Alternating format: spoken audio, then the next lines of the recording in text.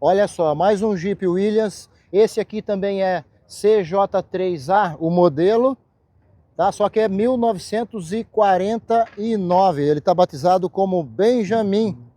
É um Jeep CJ3A. Foi uma evolução do CJ2A, lançado em 1949 pelo Williams. E ele trouxe o que? Melhorias de conforto e dirigibilidade, mantendo a robustez, versatilidade que tornaram os Jeeps tão populares. Então esse aqui é o Jeep Williams. E aqui tem até a bandeirinha, olha, eles colocaram aqui 24 Batalhão de Infantaria. Eu acredito que agora é atualmente o 37 Batalhão de Infantaria Mecanizado. Possivelmente o colecionador é daquela região. Ele batizou aqui, ó, Benjamin. Mais um Jeep aqui, exposto. Williams.